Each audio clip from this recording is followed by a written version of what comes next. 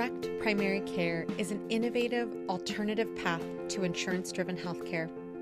Typically, a patient pays their doctor a low monthly membership and, in return, builds a lasting relationship with their doctor and has their doctor available at their fingertips.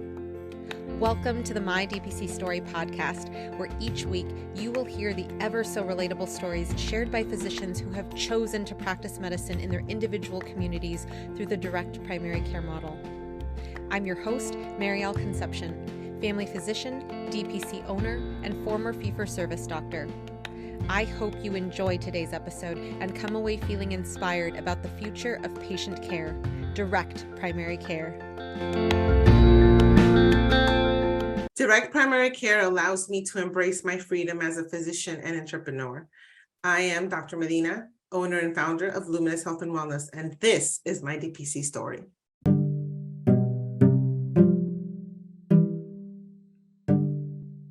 Dr. Deanna Medina Galvan was born in New Jersey and grew up in New Mexico. She is a graduate of New Mexico State University and obtained her medical degree from Universidad Iberoamericana in Santo Domingo, Dominican Republic in 2008. Her residency was completed in 2013 at Houston Methodist in Houston, Texas, which is affiliated with Cornell University. Dr. Medina Galvan has over 10 years of experience as a family physician with special interests in obesity medicine and hormone replacement therapy. She is currently an active member of the Texas Medical Association and Harris County Medical Society. She served as president of the East Branch of the Harris Medical Society in 2018. Dr. Medina Galvan believes that everyone should have access to affordable, transparent, high-quality medical care. She is well equipped to treat patients with her experience and the empathy they deserve. Welcome to the podcast, Dr. Medina. Thank you so much, Dr. Concepcion. It's such an honor to be here. It's my pleasure. I know we've been talking about getting you on the air for months, and so I'm so excited that we're finally here at this moment so you get the whole platform to share your story, and what a story it is. Can you start us off with sharing the beautiful story that goes with your logo and the name of your clinic? Because it has such a wonderful story behind it. And for those of you who have not heard the story before, one, Dr. Medina is going to share it, but also she has it featured on her website. So you can also see who she will be talking about. So I decided to name it Luminous just because when I would have certain difficult patient encounters in the prior practice I was working at, my patients would tell me, I had one patient tell me that I was like a breath of fresh air. I had another one tell me that I was like a beacon of light in darkness. And so that really stuck with me. And I knew that one day I would open my own clinic and I wanted to name it something of that sort. So I like the name Luminous and I added health and wellness. The story behind my logo is pretty interesting. So when I was a resident, I almost quit. I was second year, I almost quit residency because I couldn't take it anymore. At that time, my Aunt Minerva, who was like a second mother to me, was in the hospital and she was very sick.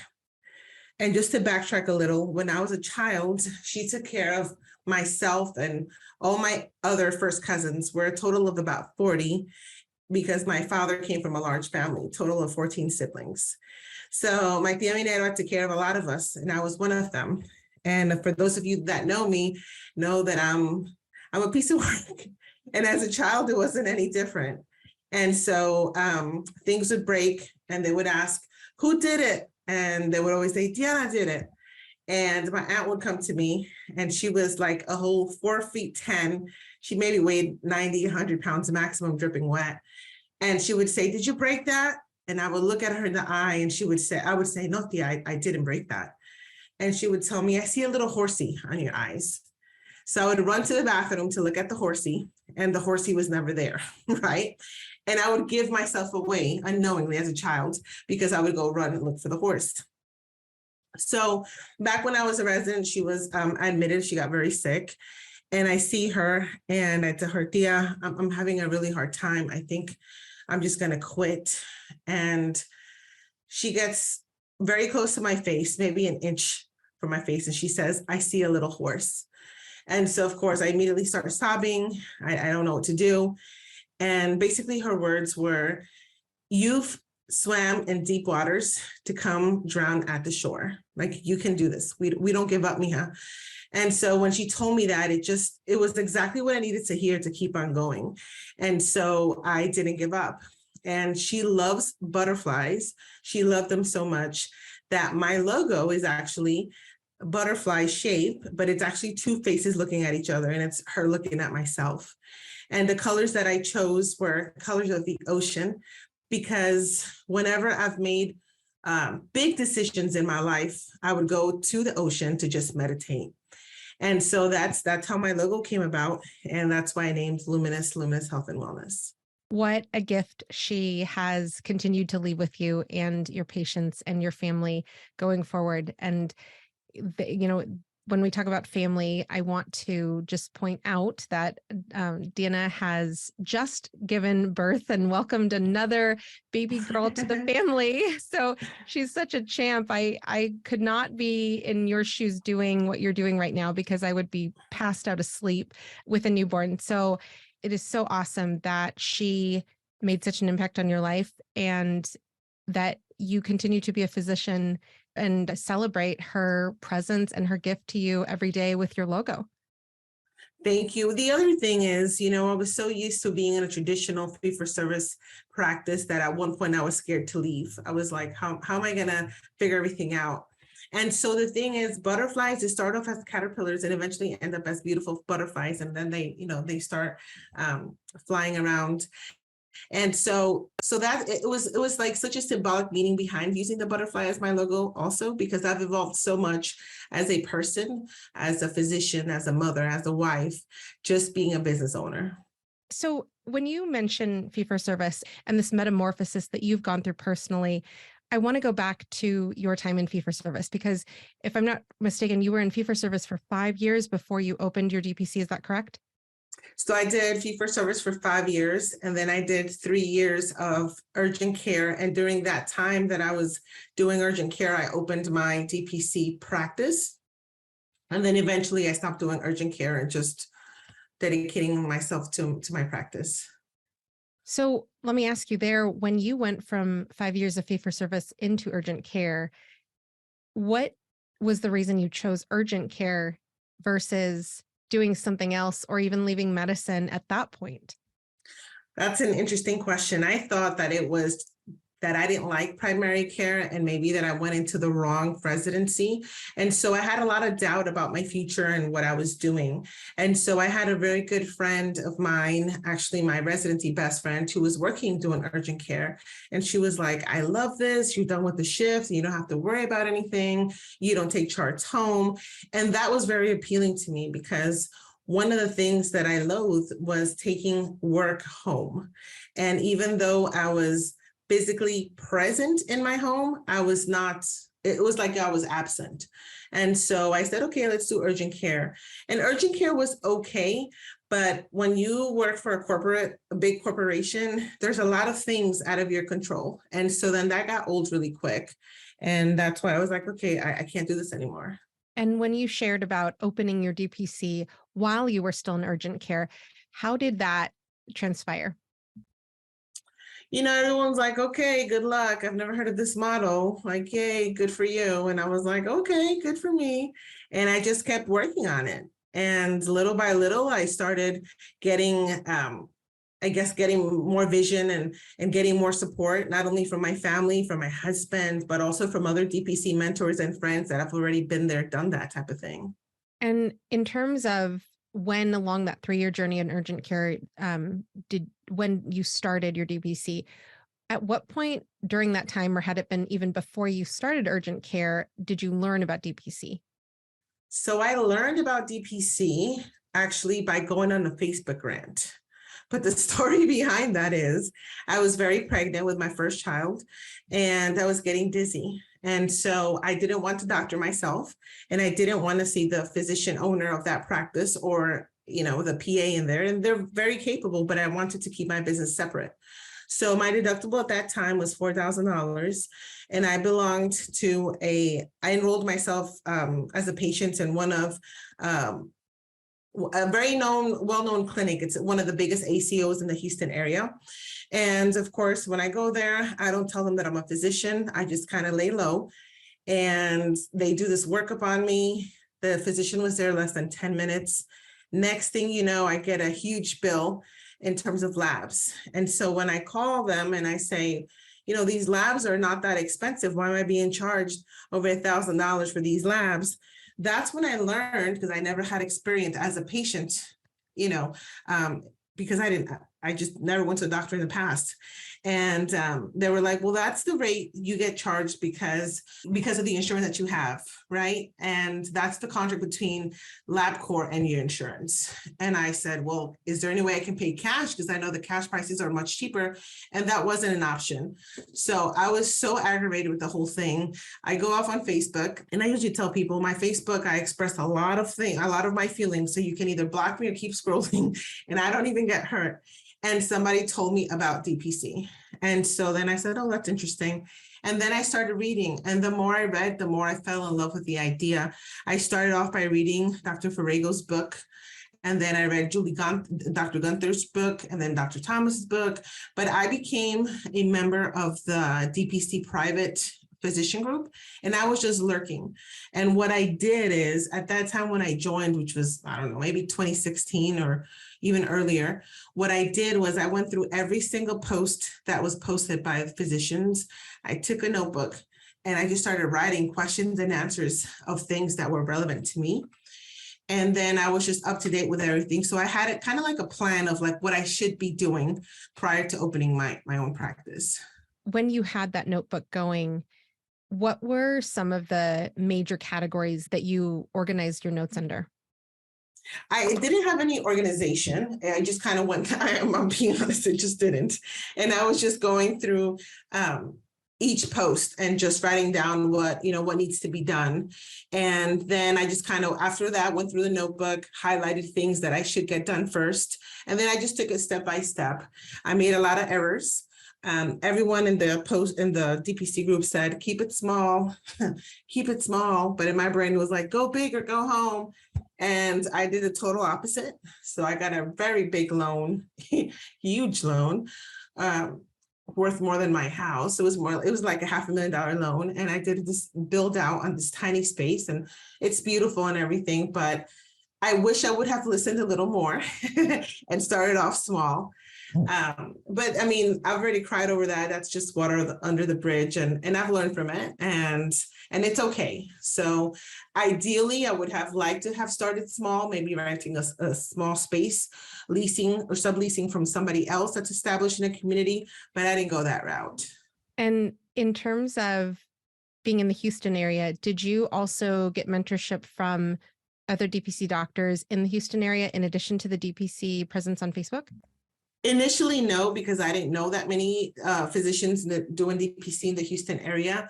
But then the more involved you become in the group, the more you familiarize yourself with other names in the area. And so I became friends with some of the local DPC doctors that are not very close to where I'm at, because Houston is pretty big. And then we curbside each other. I mean, we're friends. And so then we just bounce ideas off of each other. That's awesome. And going through the questions going through the posts that you saw on the private DPC docs group, and then meeting and talking with people locally, what were the questions that were unique to Houston and Texas in general that you got answers to because you were talking to other Texan physicians? One of the major things is pricing and how you should structure your clinic. And so what I've learned is that not every DPC practice is the same. And you don't have to do what traditionally has been done in DPC. And what I mean by that, I am not available 24/7. I used to be available 24/7 until October 2021. And that changed. I had to increase in my pricing. So basically what I'm trying to say is the pricing depends on geographical location, right? So I will not be able to survive on a $50, $70 a month membership. My prices are a little more comparable to the other doctors in the area. And the most I charge for membership is $135 a month. Gotcha. And when you mentioned the loan that you took out, how did you get that loan? Did you shop for different types of loans? What was that process like? I ask this especially for those people who might be interested in looking at loans to open their DPC. So what I did is I went to a local bank, and they have, a lot of banks usually have physician loan programs.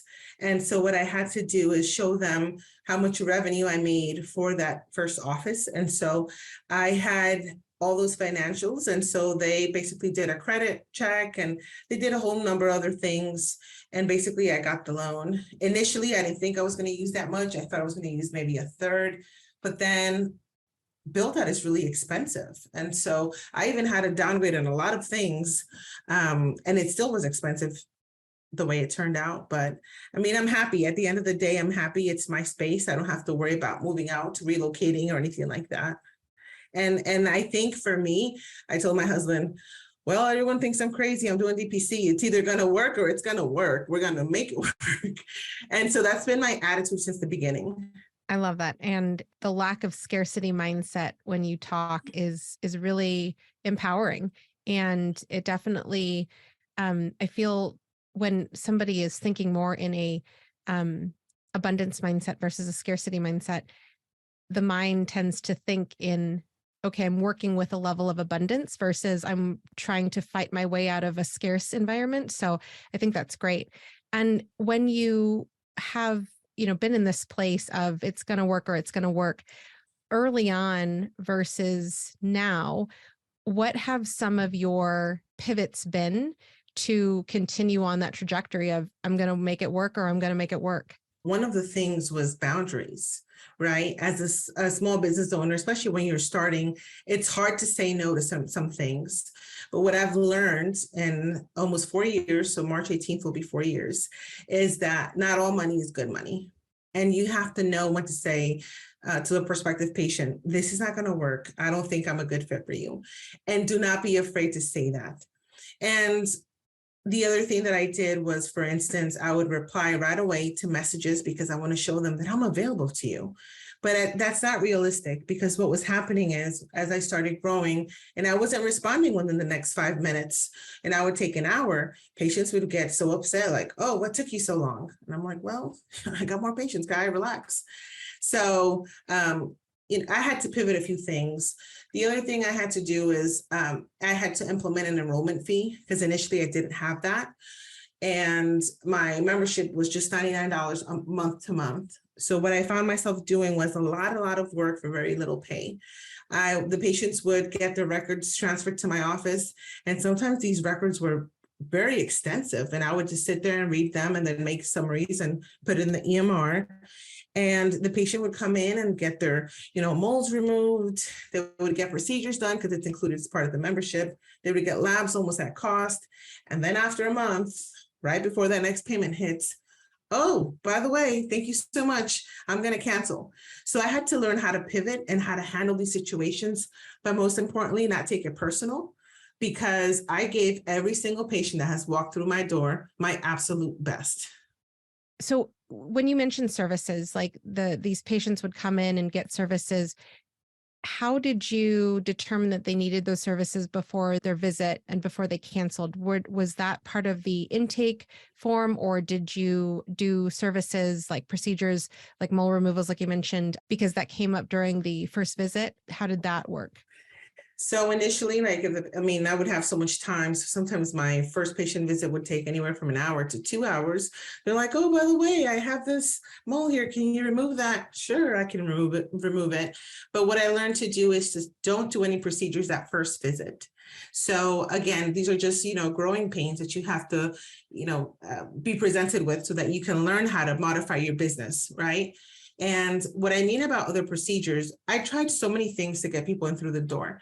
The one thing I don't recommend is don't spend $40,000 in marketing, which I did the first year, and not one person walked in through the door. And I used a very reputable company. Not one person walked in through the door. Okay. So the other thing is, after the first visit, I would kind of lay outline of the subsequent visits. Okay, so I can't address everything in one visit, especially if the patient hasn't been to a physician in 10 plus years. Like I can't do a whole tune-up, a whole tune-up in an hour, or even two, because there's so much going on. So I would have to break down those visits. That's one thing. The other thing I started doing initially, which I no longer do, is because labs were so affordable, I wanted to get people in. Hey, your labs are so cheap, come on in. Do you know your numbers? That's how I would market it. And people would come in and get their labs done. And if everything was normal, it was great. But then there were a few times labs were very abnormal and the patient didn't want to follow up because they didn't want to join. So that left me in a very particular position, right? Because I have a duty to treat if I see something abnormal, especially if I ordered the labs. But so like I said, you just learn as you go. Other services that I offer in my clinic include, I do FAA class 2 and class 3 physicals. I also do hormone replacement therapy. I do aesthetics and weight loss as well. I want to take a step back because you mentioned how you marketed specifically about labs and come get your labs done. Do you know what your numbers are?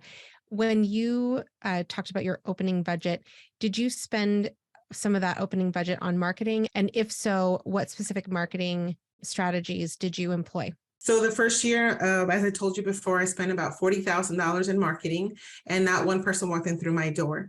And basically this company not only did my website, but also would write blogs for me and would also manage social media. They would manage Twitter, Facebook, not Instagram, and LinkedIn. The thing that I found is that it was so generic that I don't think it got any traction. So that was the big thing. The other thing was these blogs that they would write, I would reread them, and some of them wouldn't even make sense. So it was like if they had, I don't know, a bot writing these blogs, not an actual person.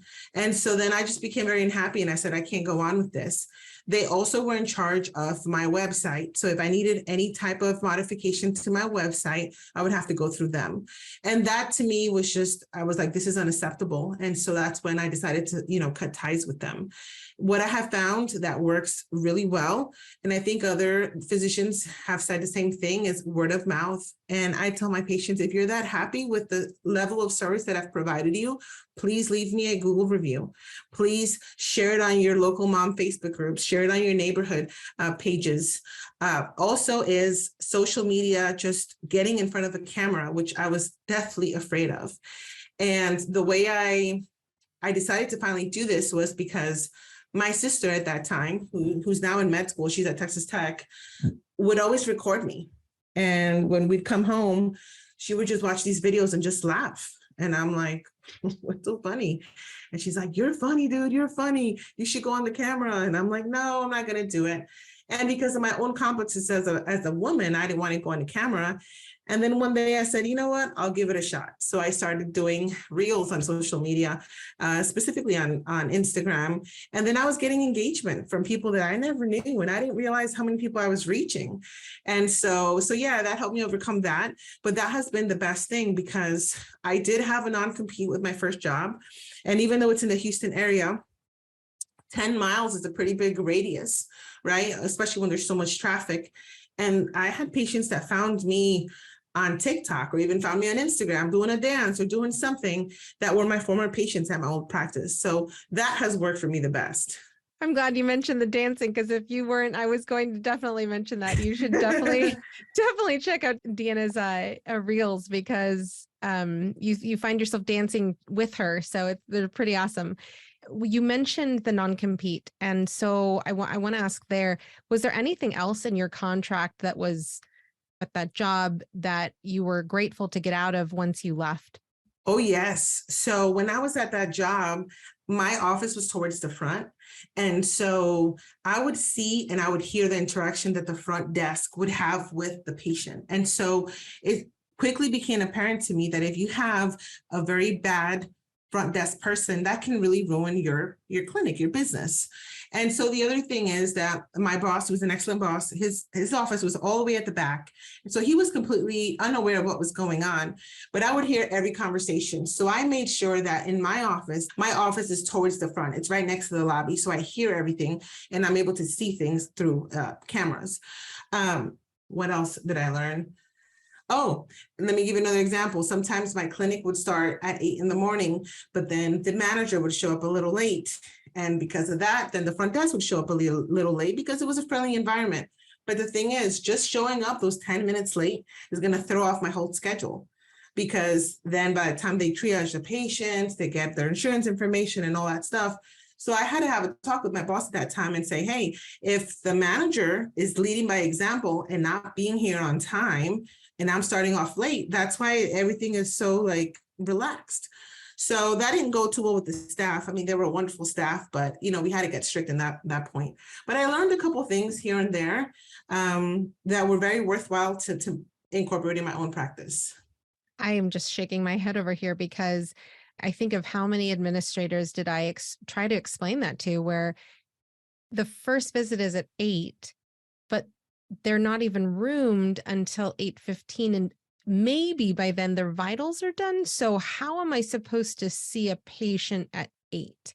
So exactly. I totally hear you, and I feel you. And I know that there are multiple people listening to you share what you did, and they're probably shaking their heads too. So crazy times that we have lived in fee for service, and patients and doctors continue to live in that world.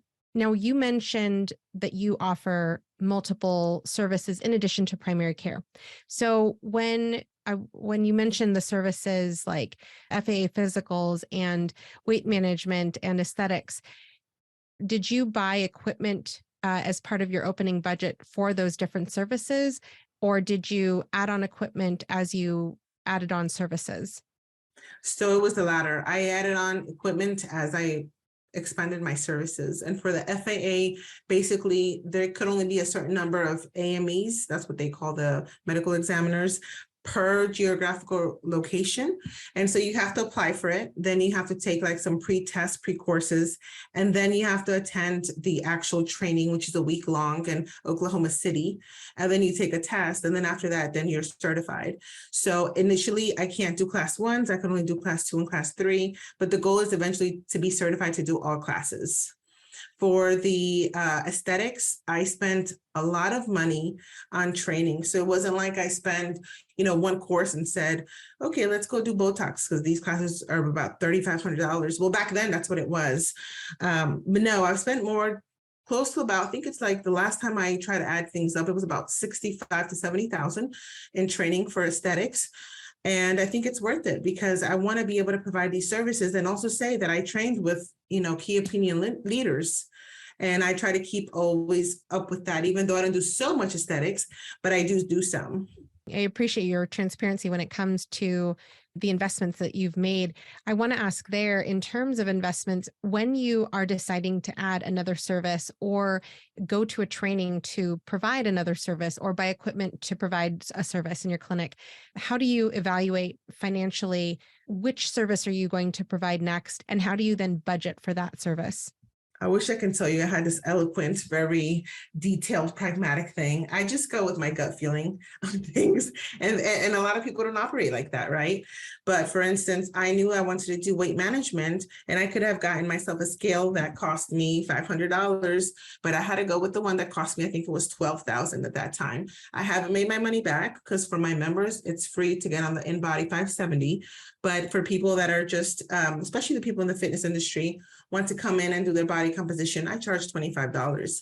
Have I made my $12,000 back? Absolutely not. But that is a tool that I need so that I can provide, weight management services to my patients. Basically, you invest in things that you feel like you can give good value and justify, the price that you're charging. It's not all about, I'll be the cheapest, I'll be the best doctor, because some people are hesitant, like, you're a doctor and you're that cheap for, primary care.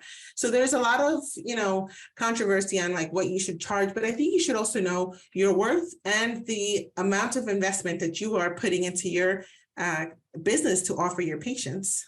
And when it comes to offering patient care through memberships versus one-off services, what's your opinion on how to balance the two? So initially I was doing DPC, and I couldn't get people to convert to doing DPC. So I was doing a lot of one-time visits, and people would pay $150 like nothing. But then my DPC membership just wasn't growing. And I think a big piece of advice that I received from Dr. Casey Rossabell, when I called her, she said, you're shooting yourself on the foot. You need to stop doing this one-time visits, because then no one's ever going to see the value in the membership. So once I stopped doing those one-time visits, and I think at that time I only had like maybe 30 patients, is when I started to definitely grow. Because if you like the way I treated you, if you like that relationship, if you like that rapport we established, then you would consider doing the membership. And some people don't want to justify, well, why should I keep, paying for this membership if I'm only going to see you once every 2 or 3 months? And I tell them, because when you need me, I am there. And I'm going to give you very, very good care. And the care that you receive with me is very proactive, and it's not reactive. And so then I tell people, you know what? You will put priority on things that you feel like are important. And to some people, it's their nails, it's jewelry, it's their vehicle, it's shoes, right? And if you see that your health is a priority, then you'll invest in it. So true. And I'm sure you feel this with your patients who have remained members of your practice, is that the appreciation of your services and your value proposition and you as a doctor is very different. Like the way that they talk about you in word of mouth, when they share about your clinic and that word of mouth marketing that you talked about, it's very different than somebody who might talk about your services as a one-off primary care visit and is talking about like how cheap things are. So it's a good point to make. What about your services that you offer as one-off services for non-primary care type services? So that would be the aesthetics, and that would be basically just fillers and Botox and facials and microneedling, and then the hormone replacement therapy, which is separate. In the aesthetics, I also do PDO threads. And my goal is to eventually become DOT certified and certified to also do fireman physicals and maybe aircraft physicals. I've had some patients, for instance, when they're for hormone replacement therapy and I see that their blood pressure is that high, really high, I go, well, I can't prescribe you new hormones because it's going to make your blood pressure even higher. Well, I can't see my doctor for the next month or 2 months. I was like, well, when you get your doctor in 1 or 2 months to give you a visit, then you get that controlled and come back to me.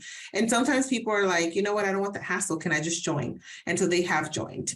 Or even patients that are getting their, Botox, something as simple as, oh, I have acne and I usually get prescribed XYZ. Can you do that for me? And I go, I could if I were your primary care doctor, but I'm not. And so then they join. So that's been really nice. And what's been fantastic is that, especially with my DPC patients, they know me so well that they trust me. And sometimes they tell me, what do you think of me doing XYZ? I'm like, well, that would sound great, but first we got to get your A1C under control, right? So then there's a lot of crossing over, I guess you could say, between patients.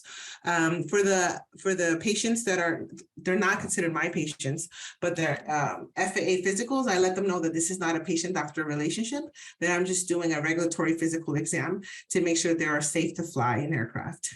Can you speak to that? Even though you're not doing chronic care management for patients who are getting aesthetic procedures or hormone replacement, that you are having them still come back for repeat services because you're doing services that are not set it and forget it type of procedures? So that usually applies to the aesthetic procedures. I tell my patients, the ones that want to come in, let's say for lip filler, they're like, oh, I want to look like this. And I'm like, well, your lips are really thin. It's going to take a while.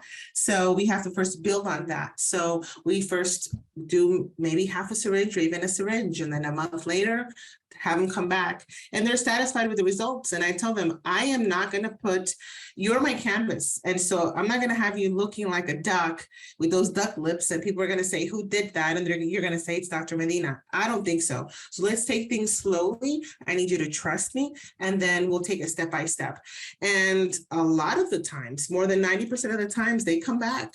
They come back because they like that service and they're like, well, let's do something else. And I'm like, okay, well, then let's do it.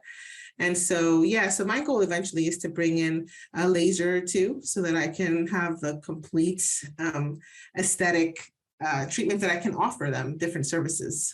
And another unique thing about your practice is that you offer exclusively virtual only DPC memberships. So can you tell us about how you created that offering at your practice and how has that been working for you? So it's not something that I initially started with. Again, it was because of social media. I had people from different states reaching out to me and just asking me questions. And a lot of times it's through DMs, and I tell them I don't give medical advice through DMs, but they were just asking me if it's something that you treat. And I'm like, yes. Oh, I've been following you for a long time and I feel like I know you. And I'm like, okay, great. Thank you. Can you be my doctor? And I just have to tell them, unfortunately, I'm not licensed in your state, but I'm definitely licensed in Texas. And I kept seeing more requests for that. And I said, okay, let's give it a try. And so basically it just started within the last couple months of 2022. And so it's been going great. And I love it. And I tell them that there's limitations to virtual visits and that there will be a time when I'm going to have to go into a facility, whether it's an urgent care or an ER, because it's not something that I can take care of virtually. And they understand that. And then that's it. We proceed. I do chronic medical condition management. I can still do preventative services. I can still do labs. So all that is great and natty. Earlier, you mentioned how you learned a very important thing from your previous job in terms of being close to the front versus being farther from the front where patients come in. You have Jacqueline and Rosario working with you on your team. How did they come to join the practice? And how do you guys function as a team because of your experience at your former office and urgent care and other places you've worked? So I think having a good team will make you very successful. And so I didn't want to hire randomly. And I was very particular because I had so many people try to send me resumes. Can you hire me? I'll work for free. I'll do this. I'll do that. But even if the work was for free, I wanted to make sure that it was the right fit. But it never happened. And so I ended up meeting Jacqueline through her brother. Her brother, Abraham, rotated when he was a student undergrad at my clinic, my former clinic that I was employed at. And interestingly enough, I took care of his grandpa and I loved his grandpa and he loved me a lot. And Abraham ended up not going to medical school. And now he's actually, he got his MBA and he's working for one of that same ACO I was a patient at. And so his sister, Jacqueline, was still a student at A&M, Texas A&M. And so he was like, hey, can I give my information to your sister? And I said, to my sister, I said, absolutely. Then I met her and she was wonderful. So over the summer, she was very trying to learn. She would go the extra mile and patients really liked her. And so she just was worried that she was going to graduate college and that she didn't have any opportunities to rotate because of COVID. And I told her, well, you can rotate here. I mean, if you like it. I said, do you want to work for me? And she was like, yes, absolutely. So she's been my right hand. And that's what I tell her that she is, because that's what she is, my right hand.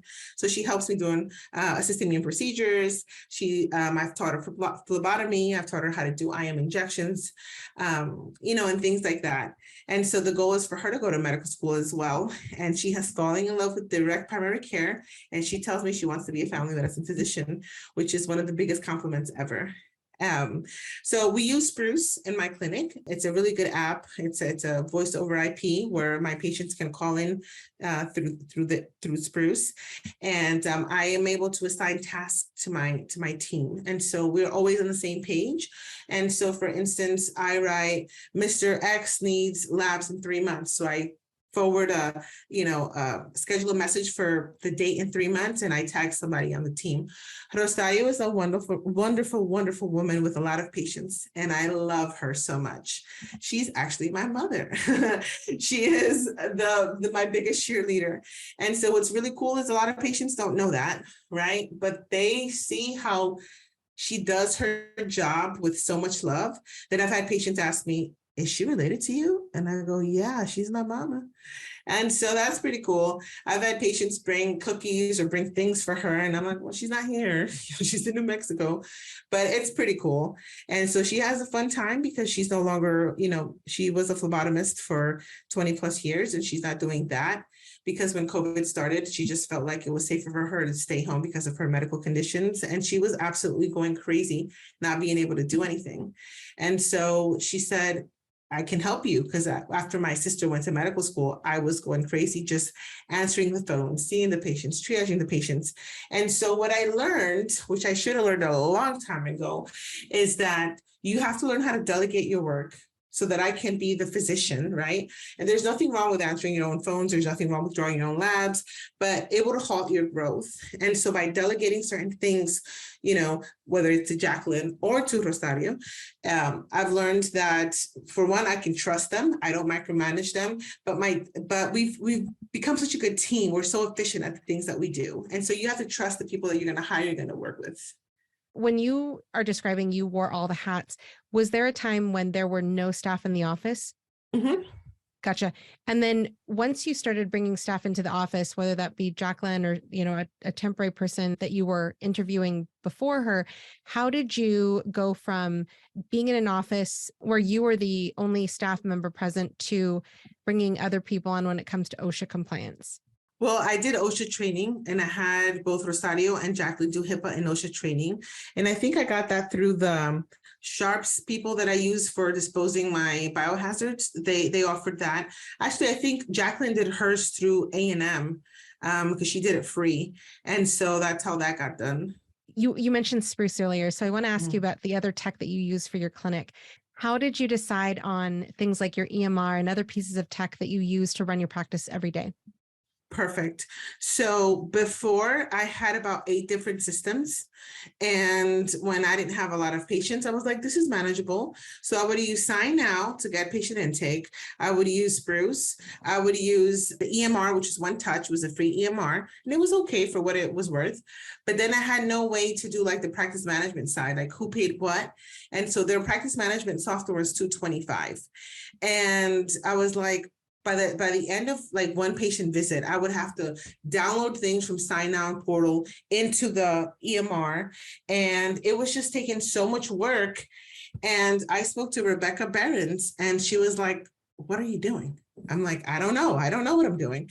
And so she goes, why don't you use an EMR that is more, DPC friendly? And I'm like, well, what is more DPC friendly than a free EMR? And so she was like, okay, so she used another EMR and she used Hint. So I used Servo and Hint, which meant that I no longer had to pay for that software, which is $225, which also meant that I didn't have to use Sign Now for the intake because it's all integrated through Servo. So by just having that small conversation with Rebecca, Dr. Behrens, she gave me a lot of insight of what could be done and just do things that more like automated. I would run the memberships through my point of sale system, which is Clover. But the issue that I was having is when a patient went from age 18 to 19, it wouldn't catch that. So it was just too much for me to handle. And I said, okay, we have to clean house here. And so basically I just used Spruce, Hint, and Servo. And the reason I love Servo so much is because when I left that EMR, even though it was free and I no longer paid for the $225 a month for the management service, they wanted to charge $5,000 to import all my patient data and allow Servo to import that into the new Servo EMR. And Ben, which I later found out was the owner of Servo, was like, that is ridiculous. We're not doing that. And he found a way around it and imported everything without any issues. So initially, everything had imported fine, except for the labs, which is one of the most important things, because you need your labs to see, how these chronic medical conditions are trending. And Ben was awesome, and he took care of that. And so I love Servo. I like how customizable it is, and I wouldn't change it. Awesome. And you dropped a great point that people should ask about when they are choosing an EMR or when they're interviewing EMRs. If you decide to change EMRs in the future, what are the pros and cons about doing that per EMR, the system that you're looking at? So thank you for mentioning that. In terms of tech, this is not necessarily a SaaS question, but when it comes to the tech that your patients interact with, I love your website, and I want to highlight the fact that it comes in both English and Spanish, because you mentioned that the company that you had hired for marketing, did your website, did the blogs, but it seemed like a robot was involved. Did you have your website in Spanish and English from the beginning, or was that something that developed based on your patient population? So that's something that develops later. And my website got done a total of 3 times. Okay. So the first time with that expensive company, the second time with a local guy, which did a good job, but I don't think he understood what DPC was. And it looked pretty. The website looked great, but I was like, this is not me. And then the third time I actually used Alexa Salas, and she did a good job. She also used Wix, and I learned, because of YouTube, you can learn all kinds of things, and I had the time. And so she did like the basic layout and, exactly what I told her. I gave her the content. And then I translated it in Spanish, and she did that as well. So she basically copied the website in Spanish as well. And anything that I need to modify, so I added the FAA portion. I added, I think it was the PDO portion. I learned, and you just learn and you do it on your own. And so I like that I went with Wix. I've had some people reach out to me saying, oh, the SEO is not that good. It's all pretty, but it's not that good. At this point, I don't care, because for me, what's been working, like I said, has been word of mouth. And the SEO is good, but I mean, it's okay. I know it's important, but it's not everything, how a lot of people put all their weight on that. And when it comes to the term direct primary care in particular, when you translate that into Spanish, is there any confusion about the direct translation of direct primary care, or how do you go about describing direct primary care as a model for those people who might not speak English as their first language? Well, Spanish, even though I was born in New Jersey, Spanish is my first language. So I think in Spanish. And so explaining it to them is not very hard for me. And so the thing is, I also wanted to reach out to, Latinos and minorities in the community, because they're the ones that usually have least access to care. And so I had to make sure that if I wanted to reach that population, my website had to be not only that they can digest the information, but also had to be also available in Spanish. And so that's very important. And actually, you just reminded me, one of my goals for this year is to make more reels, but also in Spanish, to let people know that, I do speak Spanish. Because Spanish was your first language, and because you are talking with people who Spanish is also their first language and possibly their primary language, do you have any tips on physicians who are looking to create a bilingual or multilingual website in terms of copy or in terms of strategy? The story of my logo, when my aunt told me that it was in Spanish, and I translated it to English about, I swam in the waters and it's not time for me to drown at the shore. It was first in Spanish, and I had a hard time translating it to English. But the thing is, you have to make sure that you don't just use something like Google Translate, because if you just do that, it's not going to sound phonetically correct, right? And I also had people go over my website that are better at, even though Spanish is my first language, I may not have very good written skills in Spanish. So I've had my friends, I have a friend who's a teacher, and she only teaches in Spanish. I had her go over it. I had my parents go over it, and just to make sure that it makes sense to the person that's reading it. And it was very important, because I've had people that don't speak English come to my clinic, and the translator would be a family member, and I would ask them questions. The family member would ask them, and the patient would give him like a 2-minute explanation, and then the translator would say, she's fine.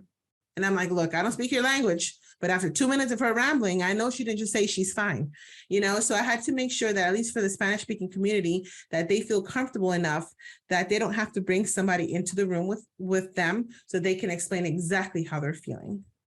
Gotcha. And with Houston being such a huge area, as you've explained, what have you done for translation services if you need help with understanding a patient? Well, thankfully, that's only happened one time, and the patient was from Croatia.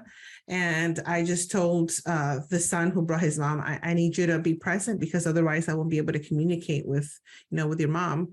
And so he was always there at the visits. She ended up moving back to Croatia, but she would tell me, I can't wait to learn English. It can just be me and you talking. And I'm like, yeah, totally. That would be great. So now that you have been open for quite some time, you've pivoted, you've learned, you've continued on. I want to ask about DPC doctors reaching out to you.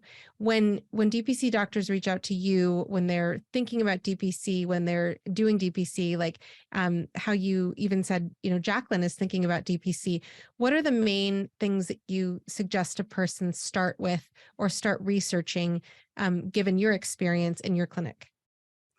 I tell these people that I'm trying to pay it forward, and I want to be kind of like how the mentors of the DPC, movement were to me. I want to be that to them. But what I can't do is I cannot spoon feed you things. So I have to see that there's effort on this physician's part. So not like, what do you think I should do? Or how do I do this? I mean, there's so many books on this, so I try not to be snarky, but I said, look, if you want me to help you, I need you to first do some homework and please read this book and this book. And when you're done, you can holler at me and we can discuss it. Because there has to be effort on this person's part. I can't just sit here and give you my free, valuable time and you're just not putting any effort on your behalf. And along that same line of questioning, the last time I saw you in person was at the mastermind that Dr. Claude Ryan and Dr. Leah Gupta had hosted in the Chicagoland area this last summer. So I want to ask, what was the reason that you decided to go to a mastermind? Well, because I had growing pains and because I was stuck at a number and I didn't know what else to do. I felt like I had gotten very creative in terms of my marketing. I've done everything from, the expensive marketing company to publishing in magazines, local magazines that everyone throws away, nobody reads, to, going door to door. And it just so many things. And I'm like, okay, there has to be something that I'm missing here. Like there has to be like, what am I doing wrong? And so that's why I decided to go to the mastermind. And I got so much valuable information from it.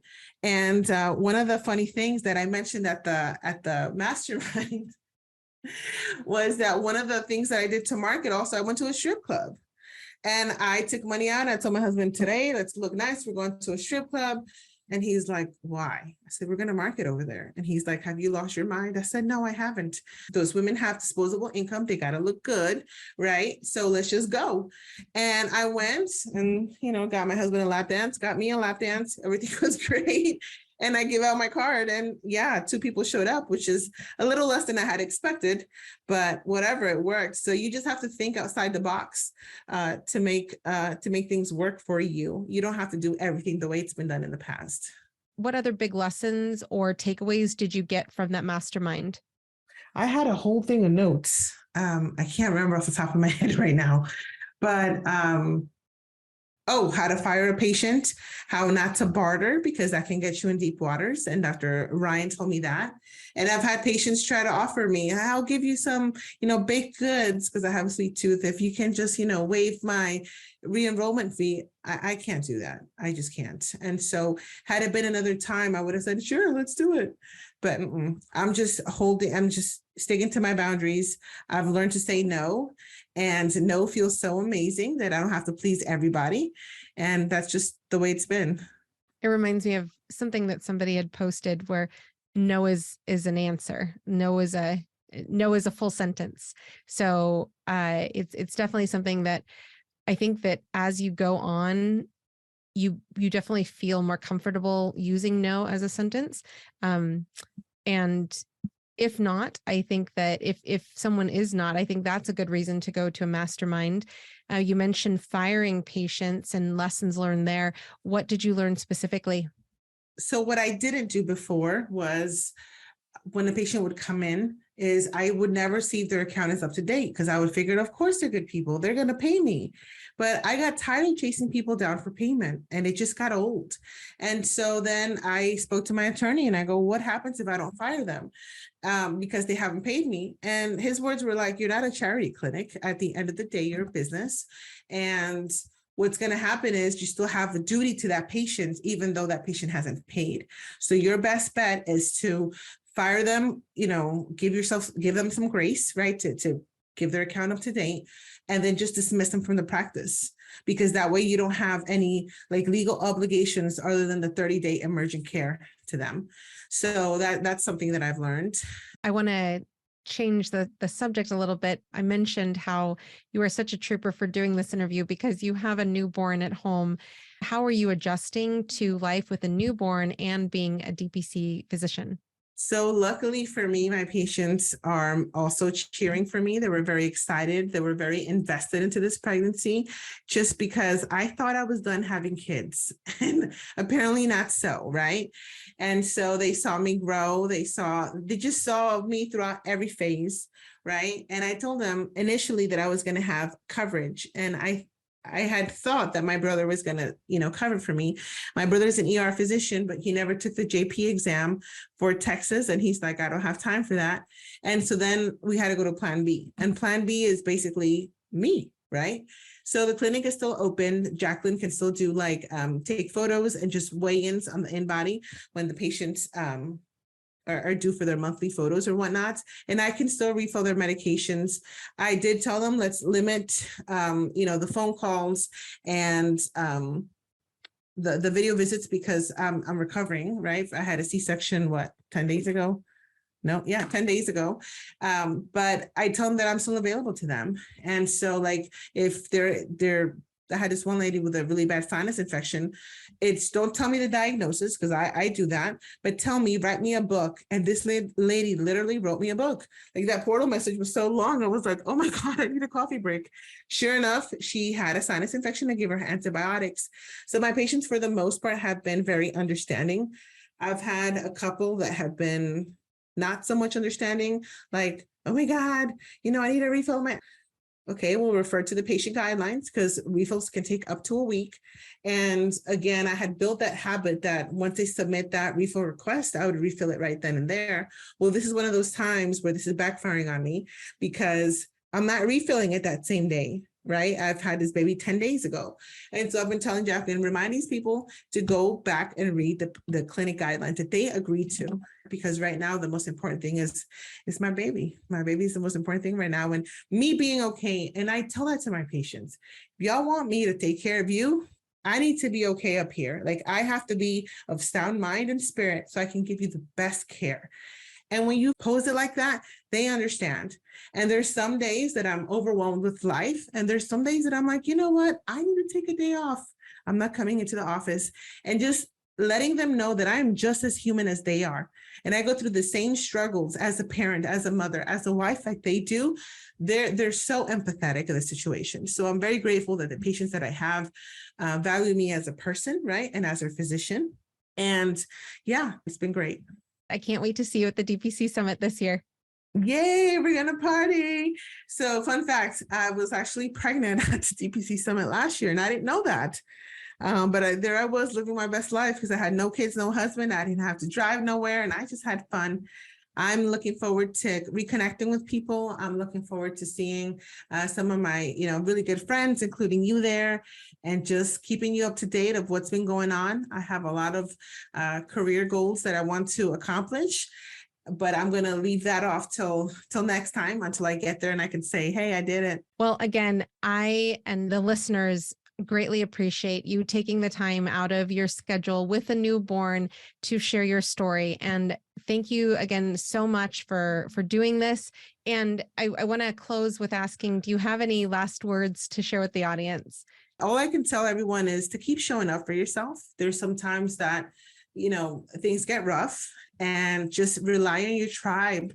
And keep in mind that everyone thinks that just being a DPC doctor is this glamorous thing, right? Because you're your own boss. But there's a lot of ups and downs that occur. But you have this vision. I told my husband, I will never, ever, ever go back to the traditional service. So this is going to work, and I'm going to make it work. And so that's why I'm telling you guys to just not give up, rely on your mentors, on your friends, and you can practice medicine happily. I love that Dr. Deepti's name is my happy doctor, because I can kid you not, I'm the second happiest doctor. She's number one because she claimed it, but I promise you I'm number two.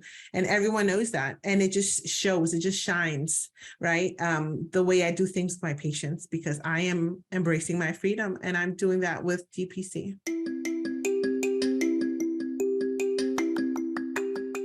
Next week, look forward to hearing from Dr. Ari Chung of Lotus Health and Wellness in Mishawaka, Indiana. If you've enjoyed the podcast and you haven't yet done so, subscribe today and share the episode with a physician you may know who needs to hear about DPC. Leave a 5-star review on Apple Podcasts and on Spotify now, as well, as it helps others to find all these DPC stories. Lastly, be sure to follow us on social media. If you're wanting to continue learning more about DPC in the meantime, check out dpcnews.com. Until next week, this is Marielle Concepcion.